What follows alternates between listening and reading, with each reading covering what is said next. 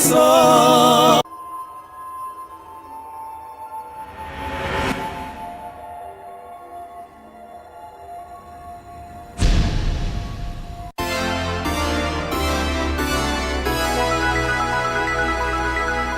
Mbote na baike nyonso bazwili bakumalamu ya kolanda info chrétienne télévisée ya mokolo ya lelo. Isete na mukuse magazini ya Yambo oyo emesana kosopela bino basango oyo etali bamangomba pe oyo etali ekolo Congo. Talatina na sommer na biso ya mokolo ya lelo to kolobela bongo. Église foi audacieuse internationale Blessing oyo basalaki célébration à 68e anniversaire ya son éminence apôtre Tambu Lukoki. Peli Susu mobange na campagne d'évangélisation oyo ezali bongo dénommé Yesu na Changu esalamaki bongo kuna na quartier 13 na commune ya Njili. Pona koyeba mingi tokozwa ba détail na continuité ya basango na biso ya mokolo ya lelo pona mbala mibale mbote. Tofongola basango na biso ya mokolo ya lelo na le prophète Gédéon Bekanga oyo akambaka communauté ecclésiastico Jova Shalom bango bazalaki na milulu ya mikolo misato ya gloire pe ya puissance na tina ya 15e d'existence ya lingomba na bango. Reportage ya Roger Tabala. Le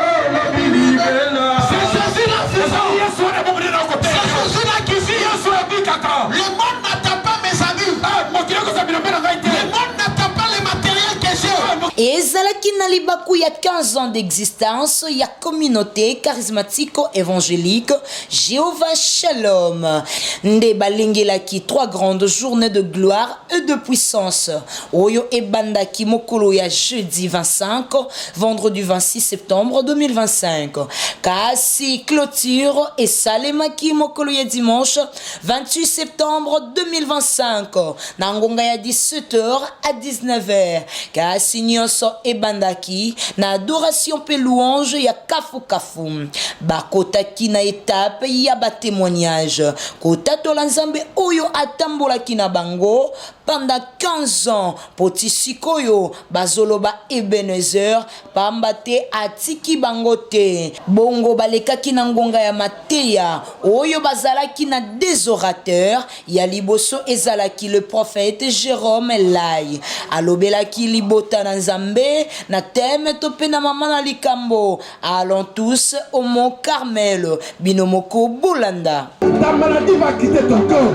Les portes s'ouvriront parce que tu m'as écouté. Dieu est dans sa parole. Il est derrière sa parole. Il honore sa parole parce que tu m'as écouté. Que Dieu puisse t'honorer au nom de Jésus. Bongo deuxième orateur ezalaki bongo hôte de l'événement moto amema kimbeki le reverend prophète Gédéon Bekanga atiaki libota na nzambe kaka na mama na likambo wana moko bino moko bolanda mozindo ya mateya. Mon Carmel c'est un endroit de défi. Mon Carmel c'est là où si ton Dieu est Dieu prouve-le. On n'a plus le temps encore de rester dans des histoires. Dieu n'est pas dans des histoires. Le Dieu de la Bible, c'est un Dieu qui vit dans la réalité. C'est un Dieu qu'on doit vivre. Un Dieu qui est palpable. Un Dieu qu'on peut toucher. Un Dieu qu'on peut expliquer aux gens. Laisse-moi te dire, je prends cette pensée. Pe na sima ya nyonso ba prophète ba matisaki bana na nzambe na mapapu ya pongo pe ba mataki likolo na nzela ya losambo na bango. Kasi les deux prophètes ba bondelaki pona libota na nzambe na oyo etali finance na bango. Na suka ya nyonso le reverend prophète Gédéon Bekanga azangaki maloba te na micro ya ICT. L'anniversaire de Jova Shalom et banaï depuis 2010 le mois de septembre, le 25 septembre. Il y a un moment organisé le 25 qui était le jeudi, le vendredi, bon le dimanche net au continent. Message dans le savoir ensemble de partout, communauté charismatique évangélique Jova Shalom, ils ont limité na 10e rue, l'avenue Ganchi numéro 32. Tobeni bino de partout, bande koboya, pour prier na biso. na biso nzambe ndeko aza na problème ndeko aza na maladi ezosila te balembani nango aya na kati esika nzambe moko azali yango toinvite bato de partout baya na limete na 10e rue na Vinganti numéro 32 référence eza ex permanence à l'IDPS vraiment eloko nakoyebisa bana nzambe de partout. Bosimba ete communauté charismatico-évangélique Jéhovah Shalom Ezouamina Veningatier numéro 32 quartier résidentiel 10e rue Limete. ICT Bonzambe toujours. La parole, il se manifestera. Qu'est-ce qui me donne l'assurance? C'est la proclamation de cette parole. Dans leur détresse, ils criaient. Jésus est capable de tout. Ne le limite pas. Jésus ne le limite pas. Ndenge toyebisaki bino na basomere na biso ya mokolo ya lelo campagne d'évangélisation Yesu na Tchangu esalamaki bongo na se ya visuel les révérend apôtre Salomo Ditalwa bongo esalamaki na terrain Vedruna na quartier 13 na commune ya Njili pona koyeba mingi ba détail ya JP Musala.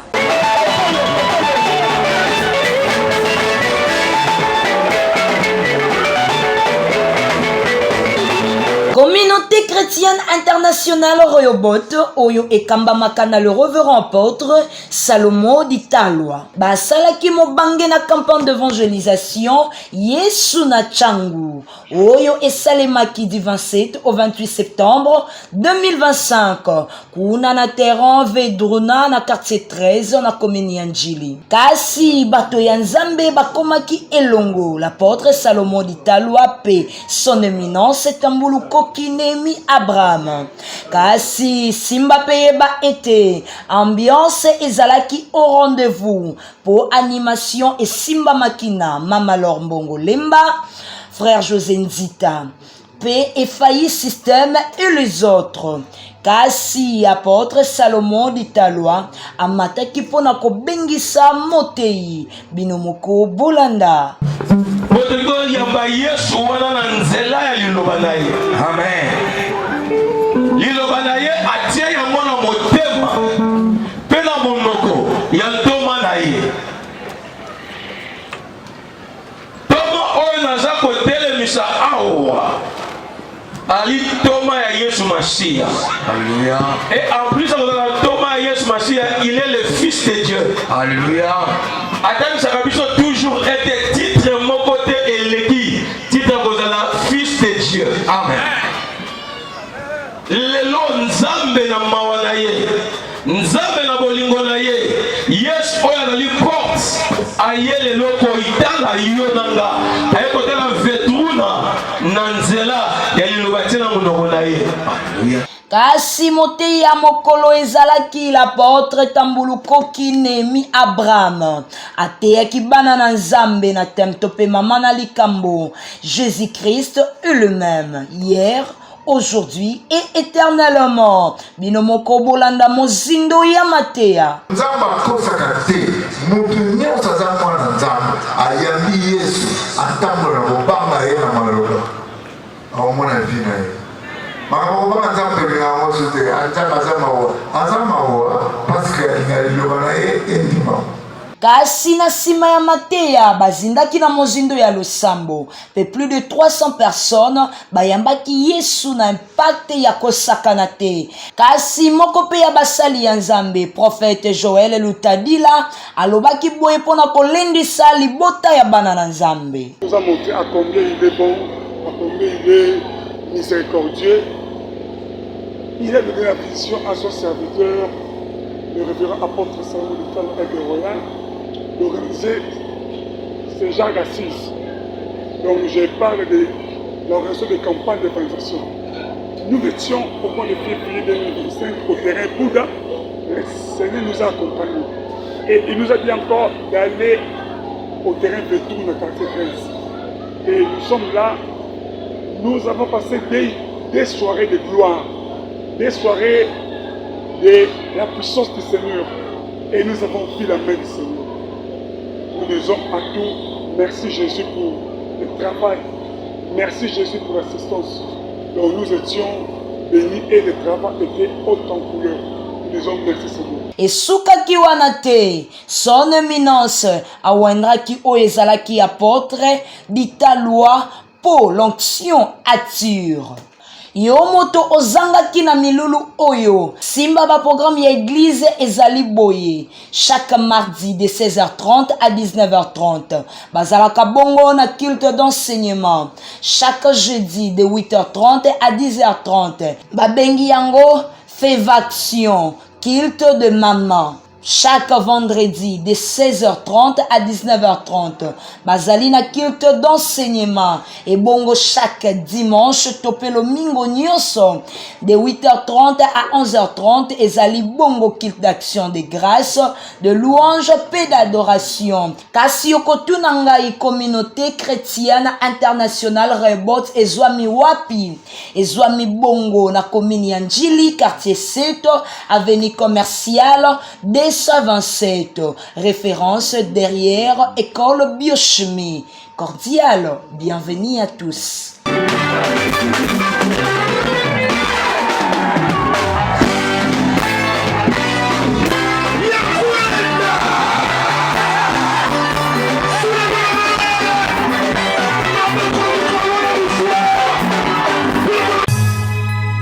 Bakaka na basango oyo etaliba mangomba mobange na célébration d'anniversaire esalemaki bongo na église foi audacieuse internationale Blessing ezalaki bongo na libaku ya 68e anniversaire ya son éminence l'apôtre Tambulukoki Nemi Abraham.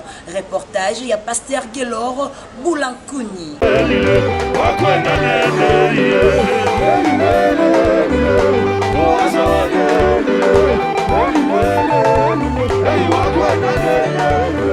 Awa tozali na kati ya église foi audacieuse internationale Blessing oyo ekumbamaka na apôtre Tambulukoki Nemi Abraham kasi tokutani awa na cadre ya célébration ya 68e anniversaire ya son éminence oyo ezoleka na ambiance ya kosakana te engaye tala arrivé ya son éminence apôtre Tambulukoki elongo na père spirituel na ye papa Kelani Mpata bakoti na impact ya kosakana te pe sima na yango balekaki na animation oyo esimbamaki na frère Michel Bakenda pe frère José Nzita elongo na FAI système bakumisaki nzambe oyo abateli papa na bango l'apôtre Tambulukoki Nemi Abraham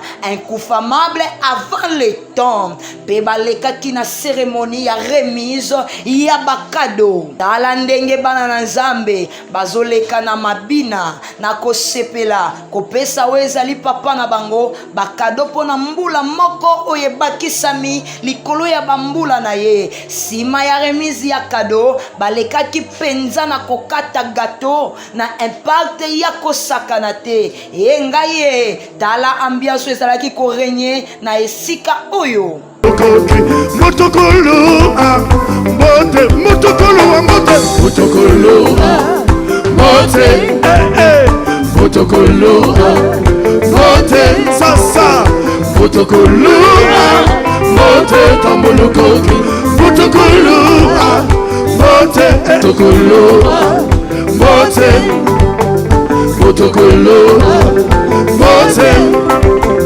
motokolo mbote Tambulukoki motokolo saya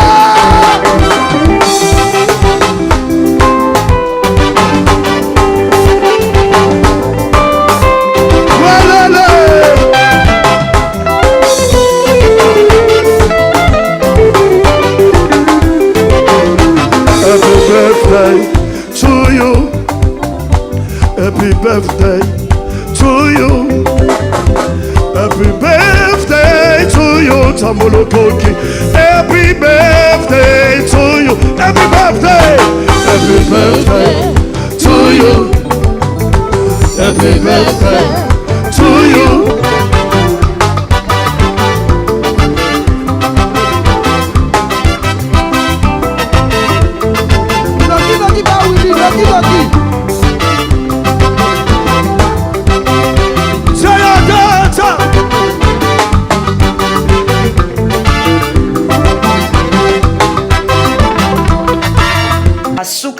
kana ambiance te kasi le patriarche Kelani Mpata abondelaki mpona mwana na ye po Nzambe abomba ye abakisela ye lisusu bambula likolo ya bambula na ye. Son éminence, l'incoufamable avant le temps, les ingamables avant le temps. Papa Wumela Nunape Simbanzete, il s'était Bozambe toujours.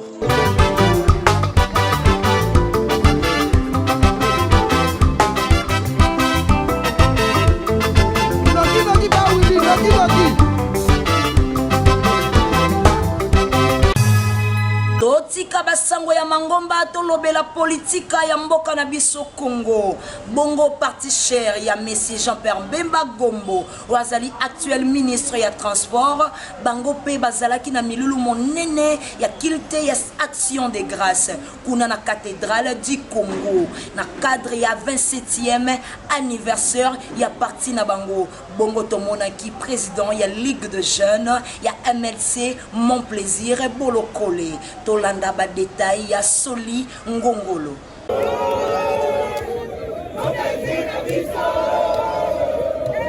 C'était à l'occasion du 27e anniversaire du mouvement de libération du Congo.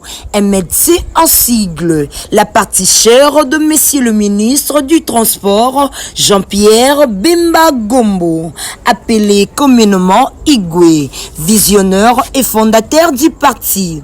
Une marée humaine de jeunes avait envahi la messe solennelle à la cathédrale Notre-Dame du Congo. Ils ont rendu grâce à Dieu pour sa protection durant toutes ces années, en pensant aussi aux militants qui ont donné leur vie à cause de cette partie et pour l'amour du pays.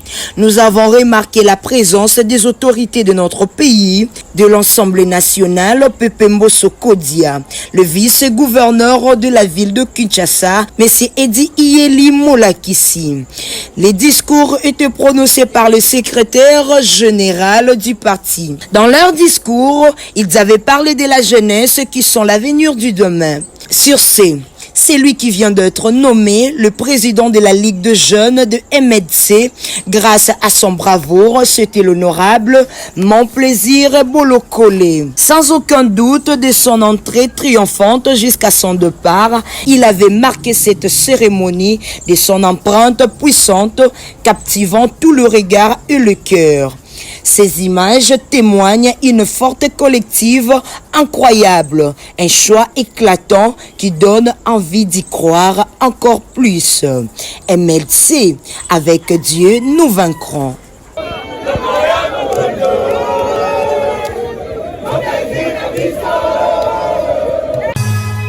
Dans Paul Mayuma Ministries, bango bazalaki na 3 jours ya conférence ou bandaki mokolo ya jeudi pe vendredi et silaki mokolo ya samedi 4 octobre 2025 de 10h à 13h juste. Reportage ya JP Moussala.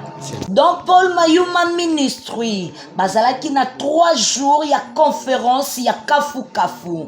Kasi clôture et salaki bongo mokolo ya samedi 4 octobre 2025. Nangonga ya 10h kino 13h juste. Et salamaki na kati ya Lingomba, postérité du Christ.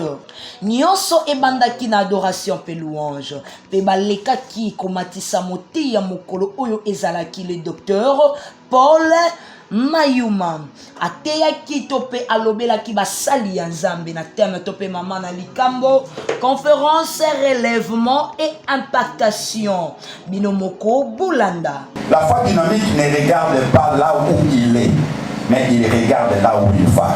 Amen. Je ne regarde pas là où Dieu dit, lève-toi là où tu es et regarde. Donc ne te concentre pas sur là où tu es, mais concentre-toi sur là où tu vas.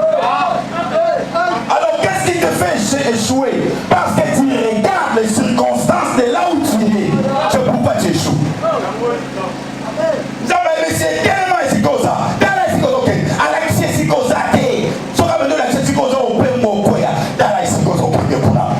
La foi dynamique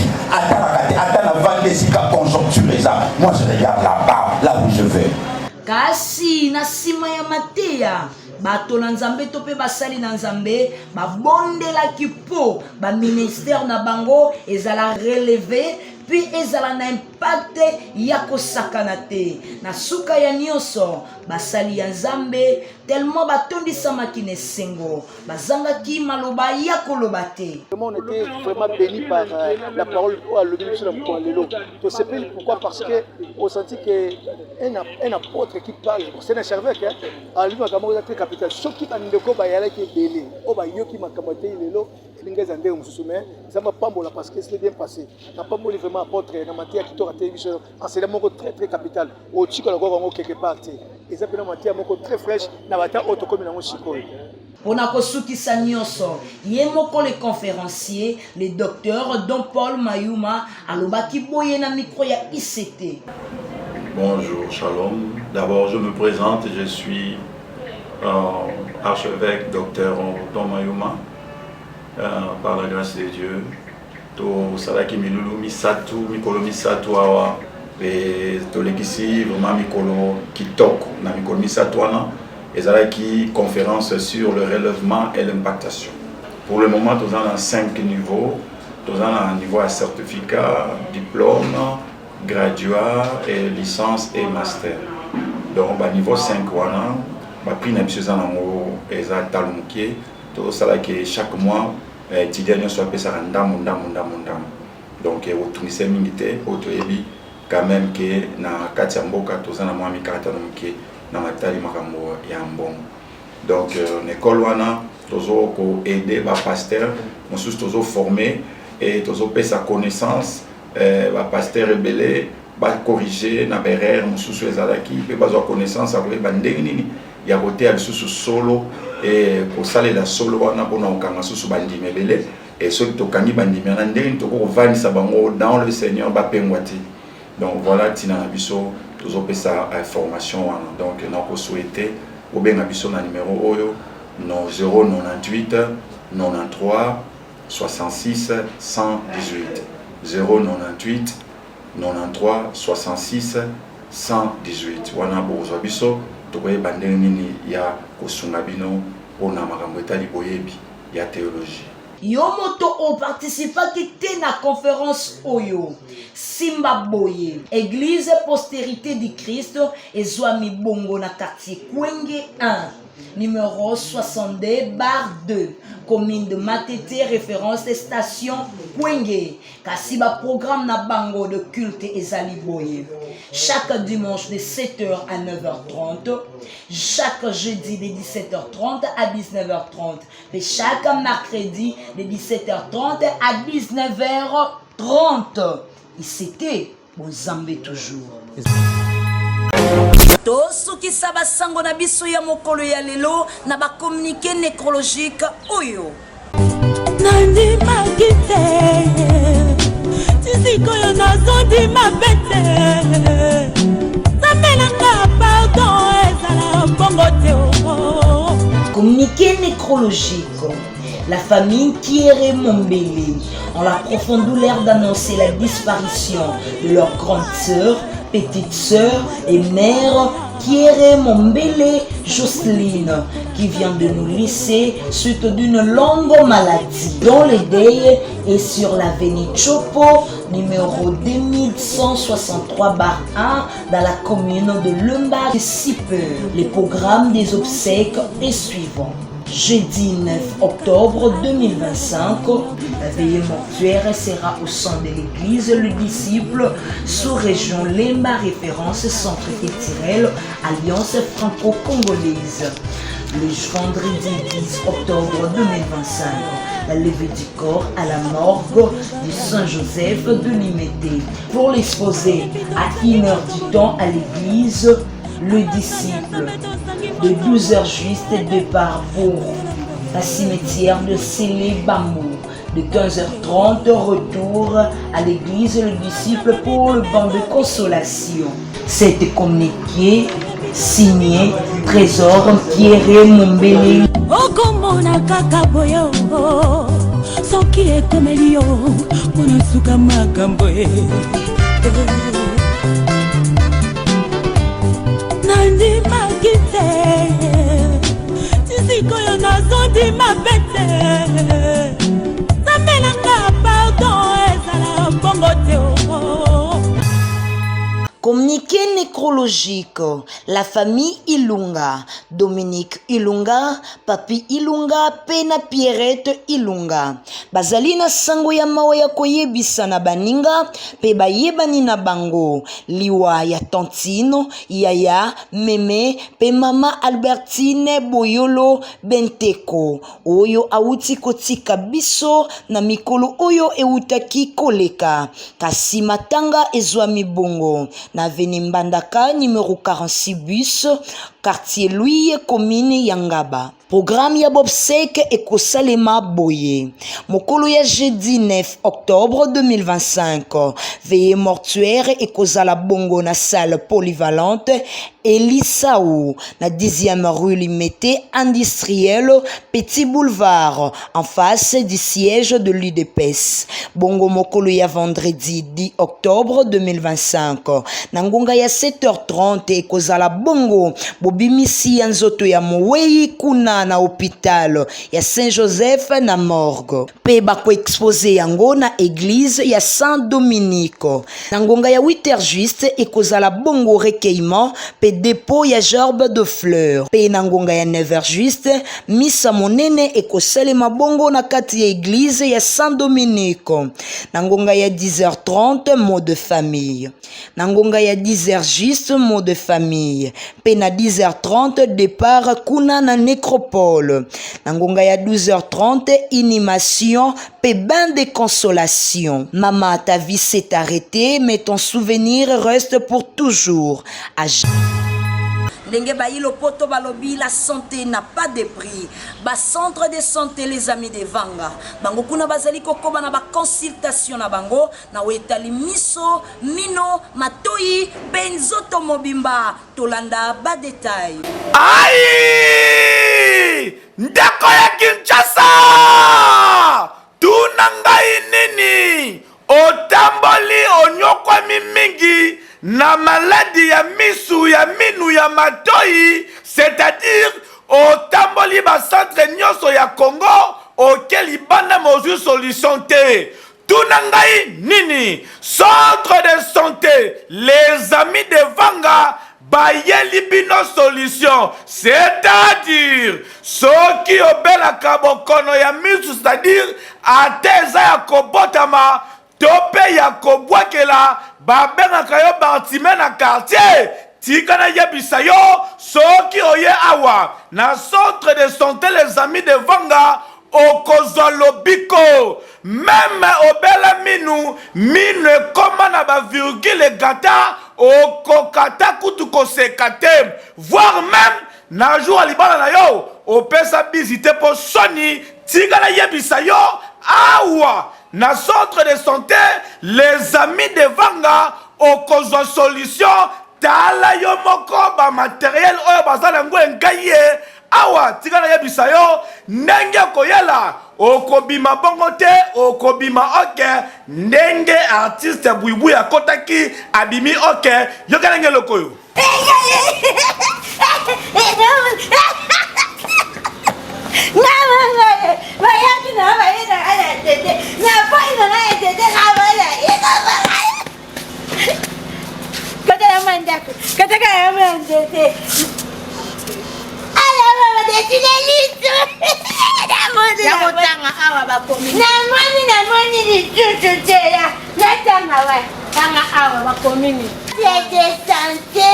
des amis de Vanga.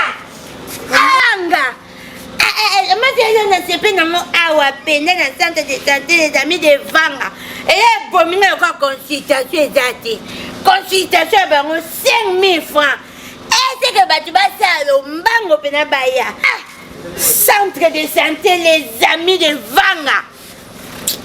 Consultation, qui qu'on a côté qui n'a pas été la timbe NDT. Nancy qui n'a pas qui n'était là, la money, n'a question n'était, ouais.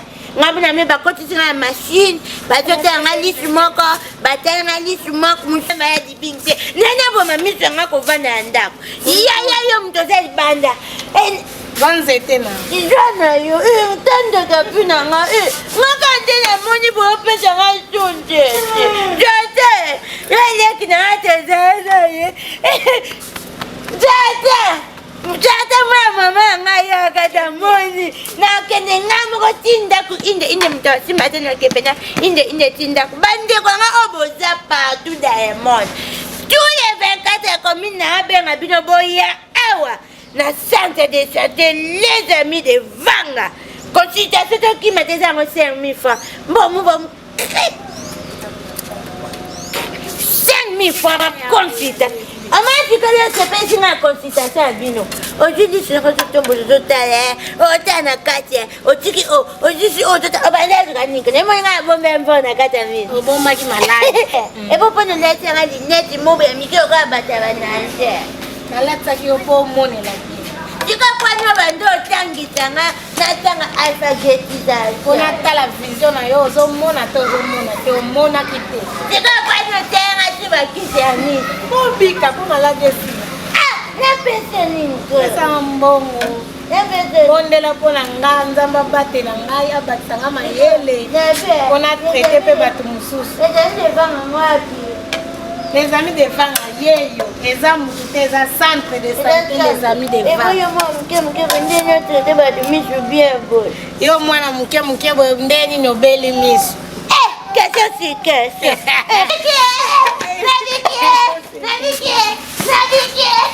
Naviki. Oui, olelaka minu, matoi, munoko zolo misu, olelaka mutu, tolobaka kobanda kingo timata likolo. Centre de santé, les amis de Vanga, aeli biso makambo ya sika. Nalobi kobandaka na kingo mata. Onga mato eyokaka te swaka, oyo ekota mai. Ozolo nanga sinizite esilaka te. O munoko nanga solo esilaka te. Minu nanga kari esilaka te. Deja ozalaka na bakrashe bele oyo krashaka ebebisa munoko na yo. Mutu na oza na baproblème na mutu. Kobandaka kingo mata ti likolo. Centre de santé, les amis de Vanga, aye lisusu. Yaya. Kuna tomekaki. Awa toya pour m'embrisser. Eh, la santé n'a pas de prix.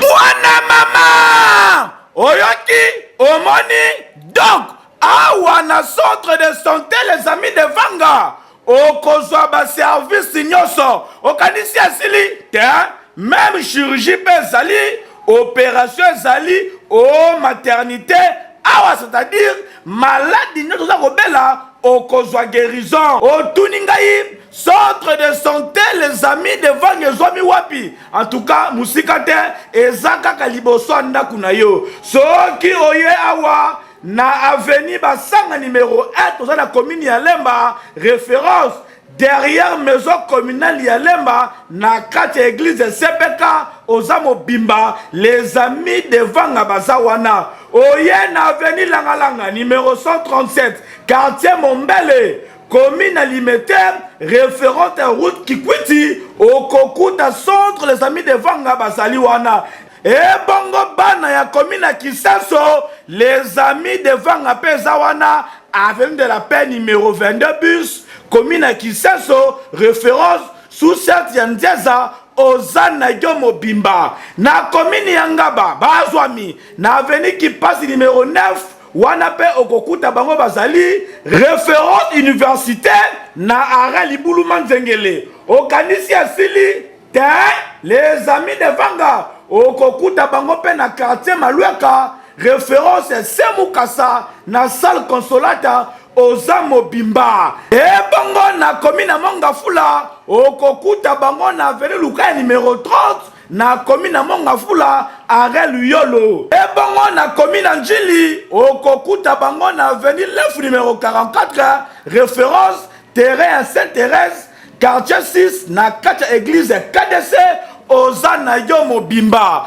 ndeko ya Kongo ndeko Kinshasa papa mama bakosa yo lisusu te obeli mingi tala kutu miso komi pena kokufa yaka awa na centre de santé les amis de Vanga ozalobiko na yo awa okokuta ba spécialiste ya solo bako soigner yo kitoko famille sepeli tala neti boye. Ah, centre de santé les amis de Vanga. En tout cas, banda kalawana bozala ki wapi. Ala ndenge obikisi ba famille ebele awana Kinshasa. Ya boye pardon. Ah, les amis de Vanga. Beno kembote. Nzambi sakumuna beno. Pasha pilei ya ke vanave. Nani ke tuba diaka.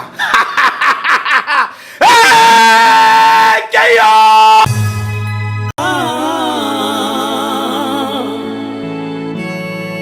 Zalanga bisika nyoso